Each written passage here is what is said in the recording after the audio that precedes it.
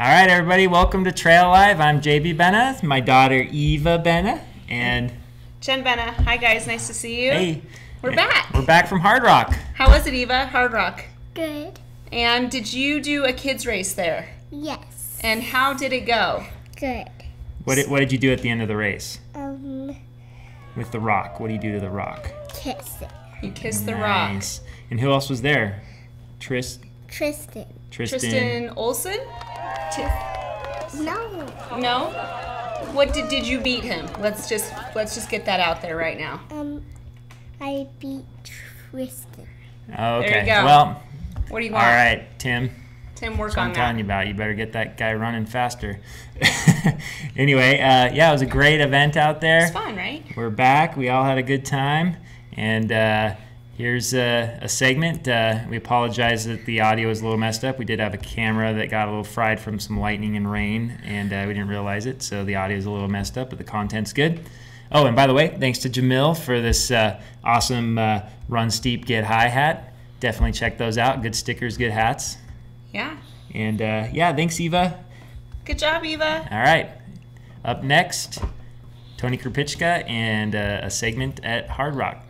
So, Tony, you were out there crewing Joe Grant, and sounded like he had a rough day out there. Yeah, I mean, Joe, he was second in 2012, had a super strong race, ran close to 25 hours flat, so he was definitely looking to, I think, contend for the podium this year. Yeah. And he had a really good buildup of training going into it, but it was just sort of a random thing, I think, coming off of Grand Swamp Pass, maybe even coming down to Chapman, so super early in the race, his quad cramped, and while it was cramping, he landed on it, so it contracted, and he ended up with 2 muscle tears in his quad.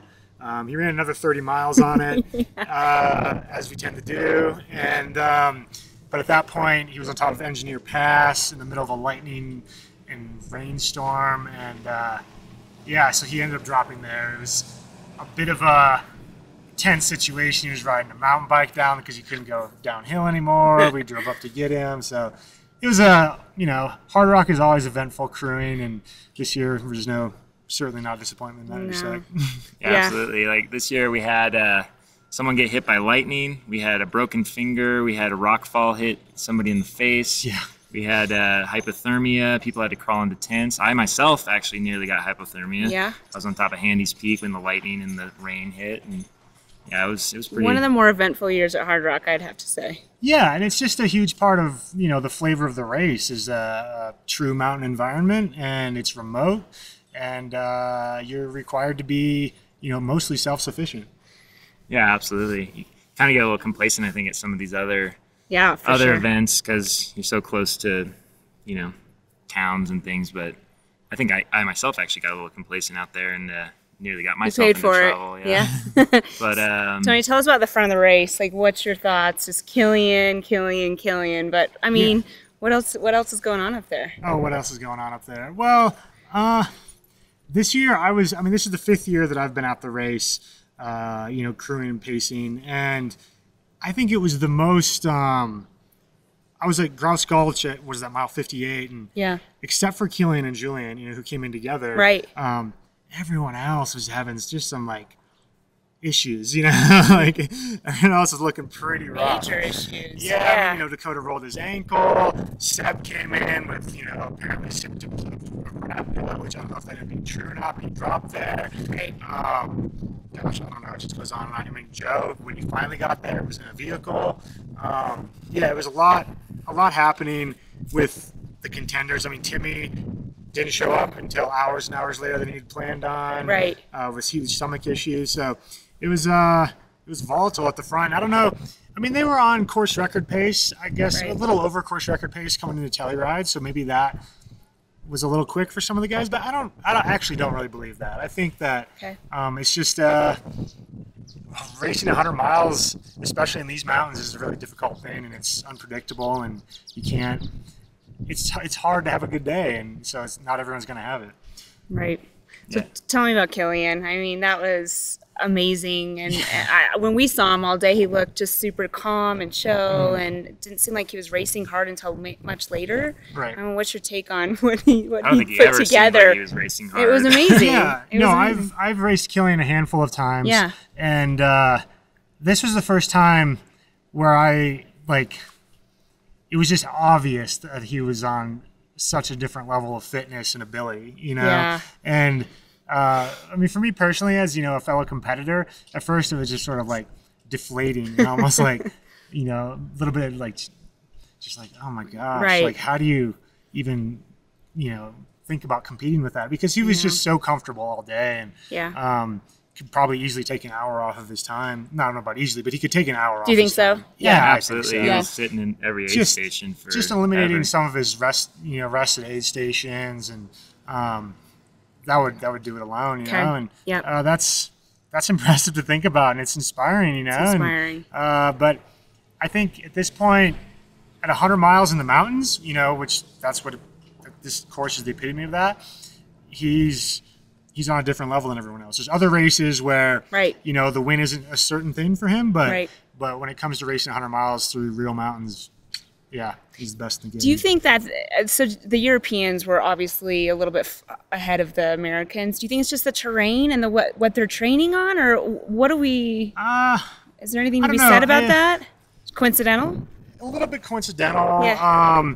But part of it is, you know, I mean, Julian was really focused. I mean, you can count on Julian. You know, he's gonna finish podium in a race like this for sure, like always. Yeah. I don't know. It was, who knows? You know, I mean, I guess, you know, Adam Campbell, he's Canadian. Yeah. So technically, Jeff Browning was the first American, I guess. Technically, right. I think he was happy with this race, other than the hour he spent huddled, you know, in fear of lightning in American Basin, you know, borderline hypothermic. Right. Definitely. You know, I don't know. It's, you know, hard to say. It's something that's been hashed and rehashed a lot in the sport. And, I don't know. You know, Kyle ran 23 hours. He's about as American as they come. Too. That is true. So, do you think Kyle would come back to this? Nah. He's done. No, I think he's very happy with what he's doing right now. And, you know, kudos. I agree. For him. I agree. He walked away proud. Yeah, absolutely. So new course record was 22:41. Yeah. It's funny. I was so tired and out of it. I came in and I was looking at my clock. I was like, oh man, he almost got the course record. He's like 20 minutes off of it. And then I was sitting there filming and I was like, why does the sign say 22? I thought it was like 23. It was almost unbelievable. Yeah. My brain was just fried. Yeah. It was a long day out there. But like Rock Horton says, no one gets away easy at Hardrock. Crew, pacers. Right. That is true. Film people. That is true. Yeah. So what else? Lakewood, 19th finish here, and Kirkap, 20th finish. 20th finish. Darcy finished won her third. Yes. Fortunately, Diana had to drop again, but wish her the best. Third in a row for Darcy too, which is impressive. Yeah. I mean, just surviving this course and doing it in the time she does it. I mean, I think that is impressive. Yeah, I mean, I think they're all sub 30 hours. They are. And it's super impressive. She's a strong runner. Yeah, this course is unforgiving. So any other good stories? Yes, I was on Handy's Peak. Adam Campbell was going up the hill as we were trying to avoid the lightning. I see Adam and his pacer get all the way to the top, and then a huge lightning spiderweb hits the entire ridge. And I actually turned to my photographer. I said, I think that lightning just hit those guys. And we get to the finish, and Adam comes in third, and he's like, we got hit by lightning. My pacer got hit in the head, and my headlamp went out. Yeah. So yeah, some super crazy conditions. And then Jason Coop, he was huddled with Jeff Browning. What happened to Coop? He was doing great. He got hypothermic. He did. So he sat for an hour and waiting out the lightning in the basin there, and couldn't recover from it. And it's really a shame because he was, other than Killian, he was by far the best looking at Yeah, I agree. I think he was in 5th at that point. Yeah. Just doing cartwheels today. Whooping it up. Yeah, he was pumped. Yeah, he was in 4th when I saw him coming through American Basin. Apparently they had to huddle down a second time just before the last pitch, and there was some people camped there, and he actually had to crawl into their tent. He told me that they he saw a bottle of alcohol there, Crown and he that just was kind done. of stared at him blankly and didn't really know how to help him. So he actually was like, "Give me that sweater, give me that sleeping bag, and yeah, you guys are gonna have to like get me warm," and like telling these guys like. But he made help it to Sherman, I think, right? Before Burroughs, I think. Okay, Yeah, before which is the road. which is Yeah, he got out of there, but yeah, I felt bad for him, but. You know, that's what happens at this course, though. I don't think. think it's never a sure thing ever. I mean. Yeah. Well, and you know, if you're finishing past 36, 37 hours like that, you're going through a second night. I know it. And that's just wild. You know, I think I talked to one finisher who finished 39 hours, and he said he had like 9 different rain events. So that's pretty. It's That's pretty burly. wet for a long time. You know. Absolutely. You putting in again for this year? You'll course, lottery yeah. again. I'll lottery again. I won't lottery again because I don't have a qualifier this year unless they count Tahoe 200. But Yeah, I'll put Blake in again said if I years. finish UTMB. I guess if it comes down to There I you- don't have a qualifier. Ooh, that'll be good motivation right there. For sure. Get it done. Cool. Well, yeah, it sounded like it was a good race out there, and thanks for joining us Thanks, today. Tony. Tony. Yeah, thanks for best having of me. luck at UTMB. Yeah. Oh, thank That's you. gonna be a Yeah, great looking one, forward too. to seeing that. That'll be good. Yep. Another hard mountain race. Yeah. All right. Well, next we've got Bryon and Meghan from I Run Far. So we'll We'll chat check with them in a and minute. see Yeah. what's going on.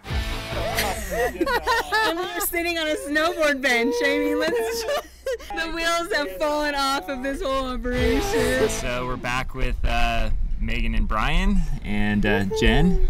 So welcome everybody. Thanks, I Run Far team. Yeah. You guys were out there this weekend. You guys were out there this weekend. It was a media force on Hardrock 100. I felt like we were going to some super rando places, and then we just stroll up and, oh, look who's there. At Journeyfilm. We were all over this course. Yeah. And no one walked away without a little bit of some stories to tell, I'm sure. Hardrock always has stories, no matter who you are. Yeah. Well, here we are. The rock's behind us. We're wrapping it up. The Rock. Have you guys kissed the Rock? No, I haven't finished Hardrock Okay. before. You've even started it? No. Okay. No. Well, that's what I was saying. We were talking to Tony, like none of us has started it, but one day we'll all get in there. To the lottery. The lottery. Please, Dale. Fairy Meghan. dust. Cheers. Yeah, there you go. Water for the girls, because we're smarter today. That's right. We're hydrated. Yeah. Well, it is midday, isn't it? It's That's a true. Afternoon, technically. It is. So, can you guys give us like kind of a play-by-play on the day? You know, the Just race, your take, and yeah. your take on everything. What are some highlights? It was the Killian show. Killian Jornet just had his way with the field. No, he just tried to have fun as long as he could. Pulled away from people a couple times and was just like, I'm running easy. I don't know why these guys aren't here. Yeah. And the guys who weren't there were running their butts off and running into carnage, and yeah, it was just an impressive show of force from his side of things. He didn't really even start racing until Sherman, right? Yeah, I mean, he just ran easy. Well, I don't even know if you'd still call it racing. I mean, I saw him a few times after that. I mean, he was running harder than he was before, but he still was pretty loose. You know, like he was running hard, but it didn't seem that hard for him. You know. Yeah. Or I should say he was going faster, but it just didn't seem hard. I think this race definitely proved, like, if there were any people out there, especially in North America, who sort of doubted the competency of Killian Jornet, like, any smidgen of a doubt is now gone. Yes. Like, he is the world's dominant mountain runner. There are some distances where people can challenge him a lot more closely, some times of year where people Right. can challenge him a lot more closely, but hands down, no competition. He's it right now. He is it. And that's what like Blake Wood was saying. He's been. You're gonna have to excuse all the ATV and 4-wheel. Right? we are in the middle. We are in the middle of Silverton, We're sitting in the middle of the road drinking. What can you say? It's a dirt road, luckily. It is a dirt road. It's fine. It's legal. So, what was I saying? Blake Wood talking so about. Blake Wood, yes. Blake Wood was saying how it finally came into perspective of like what an athlete Killian was when he came and ran this course, because Blake knows this. You know, it puts this course in perspective of what he can do. and it's just mind blowing, really. And everybody else who was out there, like Julian, the guy who was close to him, Yeah. I would agree that Killian can run, if he wanted to race the entire thing, could run 20 and change here. Oh, 20 and change. We were just saying 21. that, yeah, Ooh. absolutely. Yeah, because I mean, every aid station was spending 5-10 minutes just thanking the volunteers and taking tequila shots and whatever. That's true. Yeah. So I don't know. Yeah, He had a good time. I think he had a great day. I mean, yeah. He was stopping I followed him up Handy's Peak, like gasping for air and legs burning, 10K effort, and got to as we're going up, just beautiful sunset and like thunderstorms off in the distance. And he was just stopping and taking pictures and adjusting his poles and just taking his time. I mean, did he run with poles the whole time?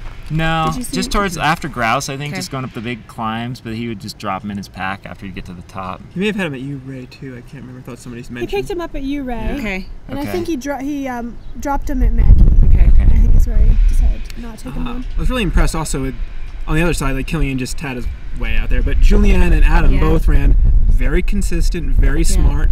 I think Julian doesn't think it's his absolute best performance, but they both had really A-level performances for them. Really strong. Yeah. I think Julianne was running super strong until Cunningham, and then after that, his back just got the better of him. Yeah. He was on 24. He was on 24. sub 24-hour pace, like very close.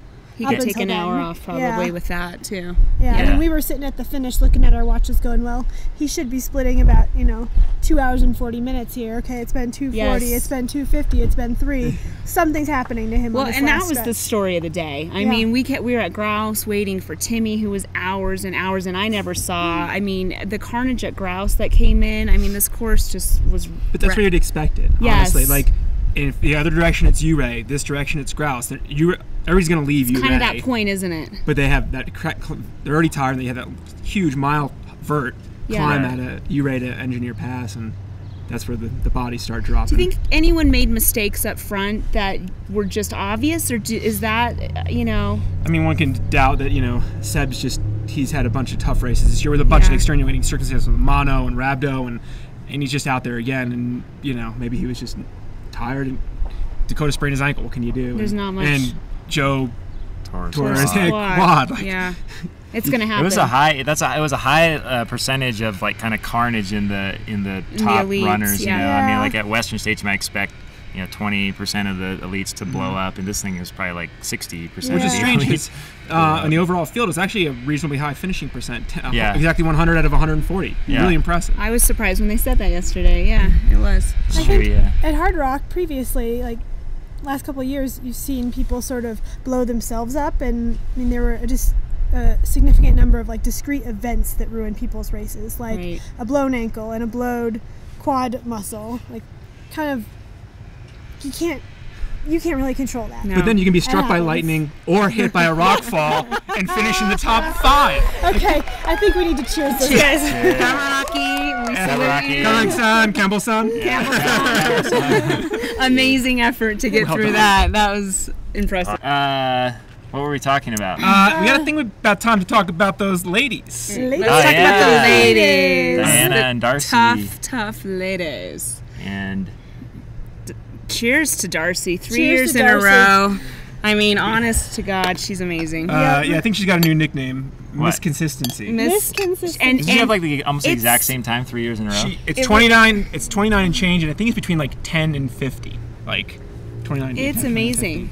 10 and 50, what? 29:10, 29:50. Oh. Yeah. Somewhere in there. No, she did all 100 miles every time. That's amazing. She did great. She just seems to be such a good guide of her own body. Like, she's always calm, always collected. Sometimes she's smiling more than not, but she's always, you don't see her flip out. The thing I noticed about Darcy when she came into grouse, Dell was in there and the lightning storm was getting ready to happen, and he said, Darcy, it's going to be bad up there, but you only have about 10 minutes. Liar, but he was giving his best. And she was just she was calm, determined, changed some gear choices, and just went. I mean, there was no hesitation from her at all. So her pacer, Gavin McKenzie, was describing her ascent out of Grouse Gulch to Handy's Peak, and they're climbing up this treeless basin, getting higher and higher into the storm, and Gavin said that he could feel the hair standing up on his arms and his head, and Darcy was asking him, should we stop? And he said, I think we're okay. And he said that he looked ahead and he saw headlights moving, and he looked behind and he saw headlights moving, and he thought, well, if everybody else is doing it, I guess we should too. Yeah. And then she comes just in. like how just what your mom says to you. If everyone else goes over handies in a lightning storm, would you? Well, I guess so. It's hard rock. So. Darcy comes into Cunningham, about 10 miles out, just under, I think 26:55. Yeah. She got 3 hours and change to get into 3 hours. As soon as we knew, 29 or you didn't get into 30 hour. Oh, sorry. Right. Yeah, sorry. Yeah, and Chrissy had picked her up. Chrissy Mail was her pacer, and it's a done deal. Same thing happened last year. Again. She was on that bubble of 30 hours. Chrissy's pacing her. They got it automatic. done. Just that team, that combo. Yeah. And unfortunately, Diana had to drop. Her body might just not love She this has course past kidney problem 80. again, or So just It's I mean, without getting into the medical details, but I mean, Yep. she stopped she's had medical problems after the last 4 years. This year, right, the last 3 years, it's been between mile 80 and mile 90 every it's year. right there. And she was drinking a lot more in the aid stations and whatnot, but you can't tell because she has this pack. In a previous year, she'd have a bladder, Right. and she'd switch packs in an aid station, and their crew would be like, it's full. Right. So, It's not enough. She's just not drinking it. I don't know if that, I mean, I don't want to speculate too No. much, but Yeah. it's something's just not working out on this course Right. for her. yeah. I just wish there was a Hardrock 50 for Diana because she could probably win it outright. You know? Oh, Oh, for yeah. sure. She's impressive in Yeah. those first 50 Yeah, miles. she was in 5th place overall when I saw her coming up Handy's. Well, that's Handy's peak. the interesting. Like very early in the day, like Darcy was in front of her, and it looked like she was running conservatively. Yeah. But if you have Jeff Browning broke 27 hours, she was ahead of Browning on the top of Handy's peak. right. So she was under her course record pace that late in the race, and can she, if she's going to finish, can she back off and aim for 30 hours and Yeah. Get it done and get Get it there. done. I don't know. Yeah, I don't know. Best wishes to Yeah, I just I hope mean, she's well. Yeah. We're all such huge fans of her. I mean, Totally. she's just, I mean, she's really killed this course, and she's a great representation of what a woman can do in a long endurance race. She's proved it before, and I think she can prove it again. Yeah. But second to Darcy this year was Betsy Kalmeyer, her 14th? 15th finish. Yeah, she's It's amazing. amazing.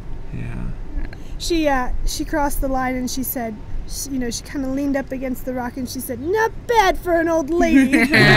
Well done. Well done. Yeah. So what about the crazy stories? That's what everyone wants to know about. The Silverton Crazy shit show. stories. The Silverton shit show. Because we all have some stuff. JB, why don't you start about your Handy's Peak experience? I already talked about True, that. you did. Well, not kind of. I guess I didn't tell about the part where after I saw Jeff Browning and Jason Koop and Diana, we dropped down into American Basin and we were supposed to have some nice warm sleeping bags waiting for us, and instead we ended up with wet sleeping bags and a tarp, so had to sit On a motorcycle. under a tarp for 3.5 hours, teeth chattering and shivering, and that was the longest 3 hours I think I've ever spent in the dark. In the mountains. Every noise I heard, I was like, is that the car coming? I saw the light and it was just, no, that was the moon. And yeah, that was kind of miserable, but we made it out of that and then just kept filming, so no problems. I felt bad for everyone else who was going up and over the Yeah. peak, and I was Yeah. getting Runners. down off of it. but Right. I was there It was right when a lot it to started. contend with. How about you guys? Well, I managed to pull in, drive back from Uray to Silverton to sort of be a base comm on Saturday night. Yeah. Coming to the house a little different way, and was making a left-hand turn, and as soon as I made the turn, the cop pulls me over, and best cop line ever. I don't mind if you run far, just don't run stop signs in my town. That's pretty good. He's been saving that one all year. Since he saw your license And I got, yeah, last he year. was totally nice, yeah. That's funny. Very nice. How about the equipment tally for the... We lost a camera on Camera's top of gone. Handy's. Almost lost a motorcycle, but we found that. I fell on my back Yeah.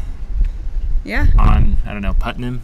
Just Yeah. running with the camera, following Killian and Julian, and Julian falls on his back, and then I, like 2 seconds later, fall on my back, and Killian turns around, he's like, "Are you okay?" I'm like, "Yeah, I'm good," and I get up and like run another 5 steps, and then fall right on my back again. Killian's making sure you're cool. That's Yeah, great. That was pretty awesome. Sounds about right for the day. One of our coverage team helped extricate Joe Grant from the engineer aid station. By a mountain bike, except they had to get off the mountain bike in a thunderstorm. Yeah. Yeah. So one of our coverage team had to, They first helped Joe out with a mountain bike, and then it was just too electrical to be on something with so much metal. Right. So they just left the bike like in a raging creek, they said. It was the one place they could find. It was still there the next day. Wow.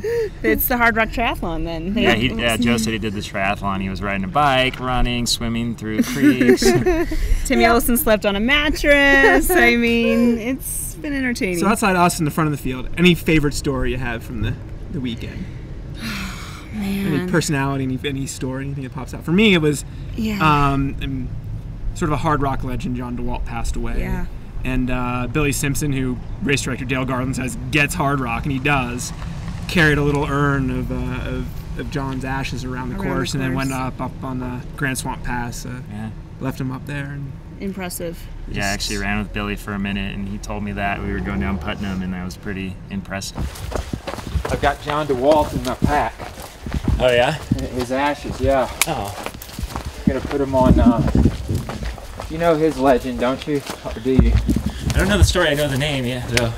Yeah, he's, you know, just old tough son of a bitch. Barkley guy, hard rock guy. He was our tribal elder, you know? Yeah. Where are you gonna? We're gonna put him on Grant Swamp by Joel. Oh, okay. Yeah. Should be pretty good. Yeah.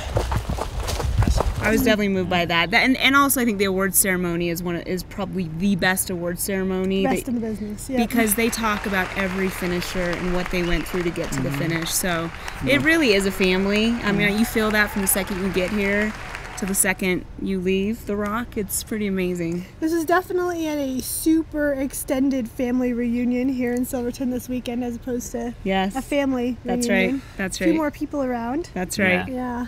Absolutely. Yeah. We should probably cheers Kirk Apt, no? 20 finishes. 20 for 21. That's not bad. impressive. 20 straight. He Really? DNF'd his first hard rock. And then kept going after. Boom. Wow. He probably knows his course better than anybody. Probably close to Yeah. it. Yeah. What amazes me is that people do this race, and there's a traumatic experience to be had in every runner's race. It's a tough enough course, tough enough conditions, enough hours out there, and yet they keep going back every year. Like, really something to be said for the personalities of people who toe the line here. And there's a whole variety from the super just like hard exterior, tough to. I'm surprised at how many people survive this by the positivity, That's right. and the smiling, and the Kirk Apps, the Billy Simpsons, those people who are just beaming and reflecting that off other people and back to them. Absolutely. It's not just the grizzled old guys. No. Well, and if you couldn't get in, you were crewing someone. I mean, the elites were crewing the elites because they love this race so much, and everyone wants to be a part of this race. And we had a great time hanging out with everybody. It was awesome. Camera stuff's falling. The roof is falling off. I think we all need to call it. That's the end of TraiLive because the wind is coming and the 96 hours later. And we can finally sign off from Silverton. It's a wrap. I got nothing today. All right, well then I guess that means we're back. She has nothing to say, which is strange. That's never happened before. What do you want? She likes to talk all the time. But anyway, the White River 50 miler just happened, and it was a pretty interesting little race. Yeah, we had a new guy, or new to ultra running. It was his first 50 miler, Justin Hauk, and he's from Seattle, and he actually ran what is the third fastest time ever on the course. Only after Sage's course record and Tony Krupicka's 6:25. So Justin might be a guy to keep your eye on. Third fastest time ever on that course. Right, and he was followed by Matt Flaherty, who runs for Solomon, and then Vahin Armstrong from Kiwi. New Zealand, who just also finished Western States.